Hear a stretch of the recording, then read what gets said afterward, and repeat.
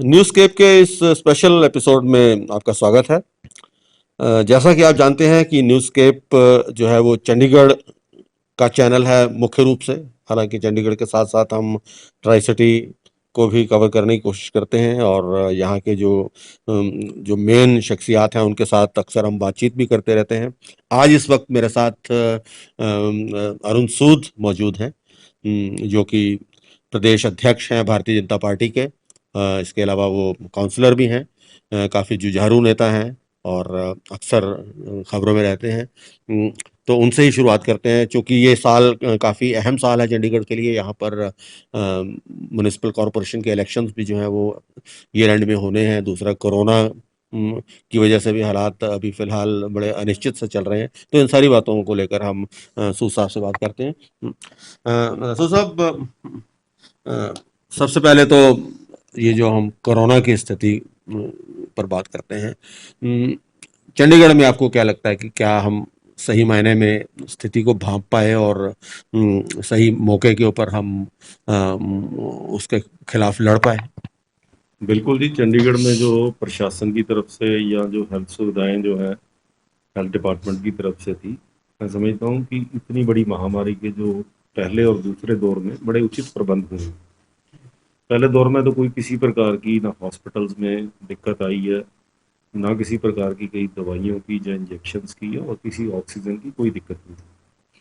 और चंडीगढ़ में ऐसा कि जी चंडीगढ़ में सिर्फ चंडीगढ़ के लोग ही नहीं, चंडीगढ़ में जो है ट्राई सिटी के भी और स्टेट से हिमाचल, इवन मुझे यहाँ पता लगा कि एक कोविड वार्ड में केरला से भी एक पेशेंट है। तो राजस्थान बहुत दूर दूर से पीजीआई जो है बहुत सारे आसपास की स्टेट्स को जो है वो कैटर करता है। और इसी उसमें बड़ा लोड था, लेकिन इंफ्रास्ट्रक्चर जब ये पिछली बार भी कोरोना का काल शुरू हुआ तो हमने प्रशासन को सुझाव दिया था कि सेक्टर 48 का जो हॉस्पिटल है उसको कोविड हॉस्पिटल के रूप में बनाया जाए। और पिछली बार ये तैयारी की गई और कहीं पे भी किसी प्रकार की कोई ऐसी अनहोनी, कोई व्यवस्था इंफ्रास्ट्रक्चर के कारण से नहीं हुई और बड़ी अच्छी व्यवस्था हुई। और इस बार जो है चंडीगढ़ को प्रधानमंत्री ने भी प्रशंसा की कि चंडीगढ़ एक ऐसा प्रदेश था, जनवरी में पीएमओ की तरफ से लिखा गया था कि जितने भी हॉस्पिटल्स हैं, जितने भी राज्य हैं, वो अपने स्टेट्स में जितने भी ऑक्सीजन प्लांट्स लगाना चाहे उसके लिए जमीन उनको देनी होगी, बाकी सारा खर्चा, उसकी टेक्निकल नो हाउ, वो कंपनी, सब कुछ जो है प्रोवाइड कराया जाएगा केंद्र की तरफ से। और चंडीगढ़ में तीन जो है वो प्लांट समय पे लग गए और इसकी वजह से चंडीगढ़ में जब देश भर में ऑक्सीजन की किल्लत थी तो चंडीगढ़ में ऑक्सीजन नहीं, मिलने ये लगी। आपकी बात ठीक है। चंडीगढ़ में हालात काफ़ी बेहतर रहे, खासतौर पर ऑक्सीजन का जो मसला था उसमें चंडीगढ़ काफ़ी ठीक रहा। लेकिन क्या है कि चंडीगढ़ साहब राजधानी भी है पंजाब और हरियाणा की, और वहाँ के जो लोग हैं वो भी चंडीगढ़ की तरफ ही देखते हैं। तो ये आरोप ज़रूर लगते रहे कि पंजाब के पेशेंट्स को यहाँ पर जो एंटरटेन नहीं किया गया। पंजाब के मुख्यमंत्री भी ये आरोप लगाते रहे। तो आपको नहीं लगता कि चंडीगढ़ की जिम्मेवारी थोड़ी ज़्यादा थी, न सिर्फ चंडीगढ़ की देखभाल करने की, बल्कि इसका जो पेरिफेरी एरिया उसकी भी देखभाल करने ऐसा जी कि मेरे ख्याल ये शायद आरोप निराधार है। चंडीगढ़ ने पंजाब हरियाणा नहीं, दिल्ली तक के पेशेंट्स को भी सेकेंड वेव में ऐसा हो गया था कि 70% पेशेंट चंडीगढ़ में जो बाहर के प्रदेशों के थे। ना किसी चंडीगढ़ वासी ने कभी इस चीज़ पे आपत्ति उठाई, क्योंकि पेशेंट पेशेंट है, उसको इलाज की जरूरत है। फर्स्ट कम फर्स्ट बेसिस पे ये हुआ। और ये जो आरोप है, मैं समझता हूँ कि ये सिर्फ राजनीति है। चंडीगढ़ पीजीआई जो है, जैसे मैंने बताया, बहुत सारी स्टेट्स को जो है वो कैटर करते हैं, तो उल्टा सहयोग करना चाहिए, ना कि आरोप लगाने चाहिए। और बड़े अच्छे ढंग से जो है प्रशासन ने भी, हेल्थ डिपार्टमेंट ने भी, और ये आप देखेंगे कि अभी पीछे पिछली बार भी और इस बार भी जब खूनदान की भारी कमी हुई तो भारतीय जनता पार्टी के कार्यकर्ताओं ने सैकड़ों की, हजारों की तादाद में हमने लगातार खूनदान कैंप लगाए, खून की कमी को पूरा किया, प्लाज्मा डोनेट किए। और रेमडेसिवियर या और किसी इंजेक्शन की जब बात आई तो मैंने खुद केंद्रीय स्वास्थ्य मंत्री से, जो रसायन मंत्री हैं, उनसे भी बात करके और ये उपलब्धता चंडीगढ़ को जो कोटा मिलना चाहिए था वो करवाया गया। चलिए, खैर अब थोड़ा और आपकी जो पॉलिटिक्स की बात कर लेते हैं। क्या है कि ये साल काफ़ी इम्पोर्टेंट है और आपको बड़े बहुत ही महत्वपूर्ण समय के ऊपर ये जिम्मेवारी सौंपी गई है। चंडीगढ़ के इलेक्शंस होने हैं और चंडीगढ़ में आपको पता है कि म्यूनिसिपल कॉरपोरेशन के इलेक्शन बड़ा क्लोज कंटेस्ट यहाँ पर रहता है। कांग्रेस आपकी राइवल रहती है, लेकिन अब तो आम आदमी पार्टी भी मैदान में आ गई लगती है। तो क्या लगता है कि इस बार काफी कड़ा संघर्ष रहने वाला है? देखिए जी, इलेक्शन इलेक्शन ही होता है, हम उसको इलेक्शन की तरह ही लड़ रहे हैं और हम इसको कोई ऐसा हमारे लिए बहुत आसान है ऐसा सोच के हम कभी इलेक्शन नहीं लड़ते। दूसरा, पिछली बार भी 2016 में जो इस कारपोरेशन से पिछली कारपोरेशन थी, 15 साल 2015 तक, 2000 में हमारा लास्ट मेयर बना था और 2015 तक कांग्रेस के मेयर बनते रहे। बीच में एक बार अकाली दल की हरजिंदर कौर जी बनी। 2016 में मैं 15 साल बाद बीजेपी का मेयर बना और उसके बाद जब कारपोरेशन के चुनाव हुए दिसंबर 2016 में, तो बीजेपी ने 22 सीटें लड़ी थी, जिसमें बीजेपी ने 20 सीटें जीती, बीजेपी के एक रेबल ने 1 सीट जीती और वो अब बीजेपी में शामिल हो चुके हैं। और 1 सीट सिर्फ बीजेपी हारी 22 सीटों में से। और अकाली दल ने 4 सीटें लड़ी थी, वो 3 सीटें हारे। और इस तरीके से कांग्रेस के, आज अकाली दल का 1 है, कांग्रेस के 5 है, बीजेपी के 20 पार्षद।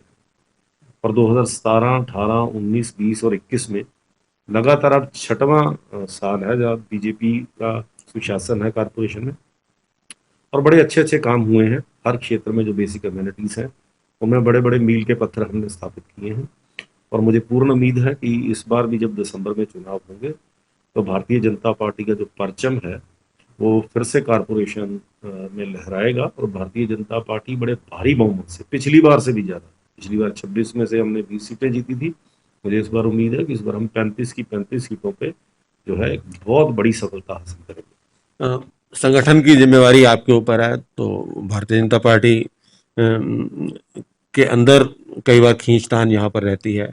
जाहिर है कई तरह हर बड़े नेता हैं, लेकिन ये देखने में आ रहा है कि जो पुराने नेता हैं उनकी कहीं ना कहीं, हालांकि नई पीढ़ी के नेता, आप जैसे नेता अब सामने आ रहे हैं, लेकिन पुराने नेता कहीं नजर नहीं आते, उनकी कहीं ना कहीं अनदेखी हो रही है। आपको लगता है इस तरह की? नहीं, ऐसा नहीं है। जरूर कभी कुछ वक्त परिस्थितियां ऐसी रही होंगी। अब पिछले, जब से मैंने कार्यभार संभाला है, आपने देखा होगा कि कभी भी किसी प्रकार से किसी नेता की तरफ से या कोई ऐसे गोपनीय तरीके से बेनामी कोई ऐसा पत्र या कोई ऐसी चीज़ें या कोई खबरें ऐसी नहीं आई होंगी। हमारी पार्टी में हमारे जो सांसद हैं किरण खेर जी, मेरे उनसे बहुत अच्छे संबंध हैं, पूरी हमारे तालमेल के साथ हम, मेरे से पहले जो पार्टी के अध्यक्ष रहे हैं संजय टंडन जी, उनके साथ मेरा बड़ा अच्छा तालमेल है। सतपाल जैन जी हमारे सीनियर नेता रहे हैं, उनको भी आप देखा होगा कि अभी कोविड के भी और जितने भी प्रोग्रामों में सतपाल जी पार्टी के साथ हमेशा हर जगह उपस्थित होते हैं। आज मैं पूरे दावे के साथ कह सकता हूं कि भारतीय जनता पार्टी पूरी तरह से संगठित और एक माला में पिरोए हुए एक माला की तरह है और पूरी तरह से दमदार तरीके से हम चुनाव में जा रहे हैं। और दूसरी तरफ जो मैंने देखा है, अब अभी कांग्रेस में जिस प्रकार से ऐसे हालत है कि जो एक अध्यक्ष को हटाया गया, अब उसको निकालने की बातें हो रही हैं, उसको दरकिनार कर दिया गया है। ये जो गुटबंदी की बात है, ये आज कांग्रेस का विषय है। भारतीय जनता पार्टी आज पूरी तरह से एकजुट होकर खड़ी है। और तीसरा, आपने जो बताया आम आदमी पार्टी, वो पिछले लोकसभा में जरूर उनको 1 लाख वोट मिले थे, लेकिन उसके बाद उनके कैंडिडेट चंडीगढ़ में नहीं रहे, ना उन्होंने, फिर उन्होंने कारपोरेशन का चुनाव लड़ने से मना किया। इस बार के लोकसभा चुनाव में उनकी जमानत जब्त हुई और अभी भी वो कभी चुनाव का बायकॉट करने की बात करते हैं, कभी चुनाव ना लड़ने की बात करते हैं। तो मैं समझता हूँ कि ऐसा कोई उनका आधार नहीं। उनको जो दिल्ली में उनकी एक बार जो काट की हांडी है वो चढ़ गई, बाकी जगह पे उनको कोई सफलता नहीं मिल रही। यानी कि सीधा मुकाबला आपको लगता है कांग्रेस के साथ रहने और मोटे रूप से कांग्रेस और बीजेपी का मुकाबला होगा। वाला?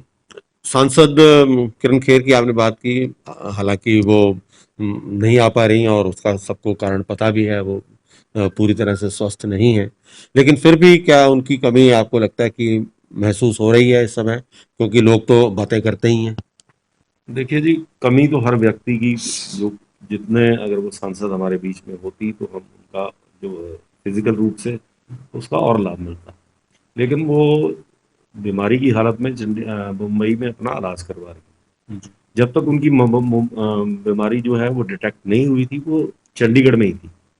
लेकिन जैसे ही उनकी बीमारी उनको पता लगी तो फिर उसके इलाज के लिए वो वहाँ पे उनको ब्लड कैंसर टाइप की एक बीमारी है, तो वो दिल्ली के कोकिला बैन और मुंबई के कोकिला बैन हॉस्पिटल में इलाज करवा रही है। मेरे से लगातार संपर्क में है, लगातार कार्यकर्ताओं के साथ, हाईकमान के साथ संपर्क में है, प्रशासन के साथ संपर्क में है।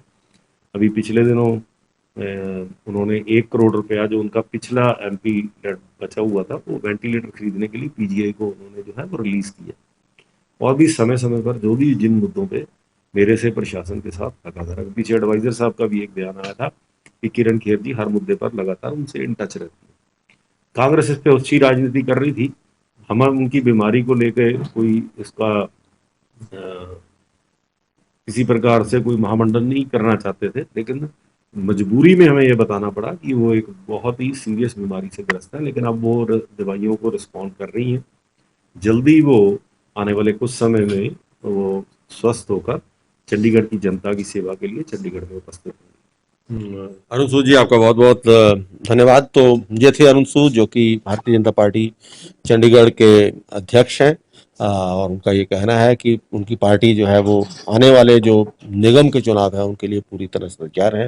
हालांकि सांसद किरण चौधरी अपने स्वस्थ के चलते इस समय खुद मौजूद नहीं है, लेकिन उसके बावजूद भी पार्टी में जो उत्साह है वो कभी नहीं है, और पार्टी इस बार भी पिछली बार की तरह अच्छा करेगी।